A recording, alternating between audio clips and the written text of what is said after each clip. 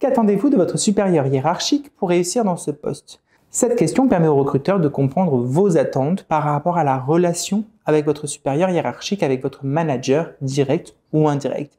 Le recruteur veut savoir si vous êtes autonome, si vous cherchez à être accompagné, si vous avez besoin de formation pour le poste, si vous avez besoin si vous avez des besoins spécifiques pour exceller dans ce poste.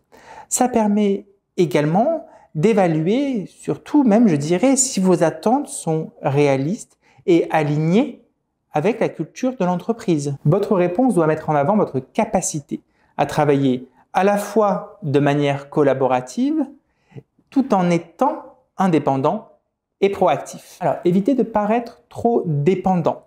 Dire que vous avez besoin d'une supervision constante ou d'une direction claire à chaque étape pourrait faire fuir le recruteur et indiquer pour vous un manque d'autonomie, un manque de prise d'initiative. Ça peut faire penser que vous ne pouvez pas fonctionner sans un guide constant. Évitez de vous concentrer uniquement sur les aspects négatifs. Ne parlez exclusivement que de ce qui vous manquerait, que de ce que vous trouveriez difficile dans la relation avec votre supérieur, peut indiquer un mal-être, peut indiquer une réticence à la subordination. Ça peut aussi être un manque de positivité. Ce n'est pas le moment, cet entretien de recrutement, ce n'est pas l'endroit pour exprimer des frustrations que vous auriez pu avoir dans d'autres postes ou pour se concentrer sur les critiques. Il y a plein de positifs à dire sur son manager ou sur les attentes que l'on peut avoir. Évitez aussi d'avoir des attentes irréalistes. Mentionnez que vous attendez une attention constante, 3 mois d'onboarding avec des formations régulières, une validation régulière de chacune de vos activités, un soutien sans fin. Bref, ça peut sembler excessif et incompatible avec un poste qui demande de l'autonomie. Alors, c'est bien de dire ce qu'il ne faut pas faire, mais qu'est-ce qu'il faut faire?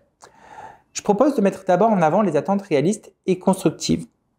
Qu'est-ce qu'on est en droit d'attendre d'un manager? Qu'est-ce qu'on est en droit d'attendre de son supérieur hiérarchique lorsqu'on est en nouvelle prise de poste?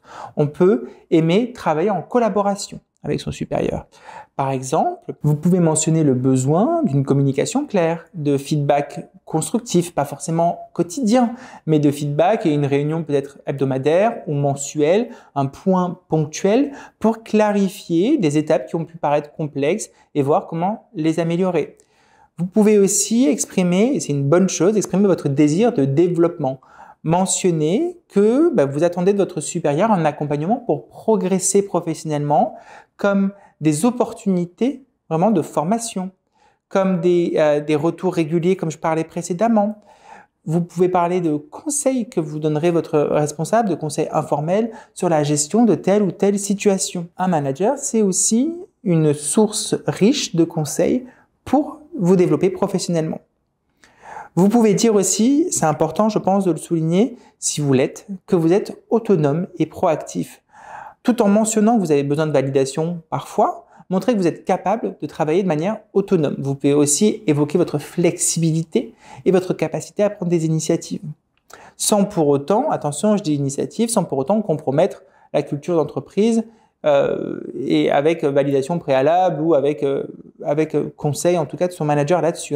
Essayez d'illustrer par un exemple concret, c'est toujours la meilleure des choses à faire en entretien pour chaque question qui vous est posée, illustrez par un exemple où vous avez eu une collaboration positive avec votre supérieur, où cela a facilité votre réussite et pourquoi pas la réussite de l'entreprise.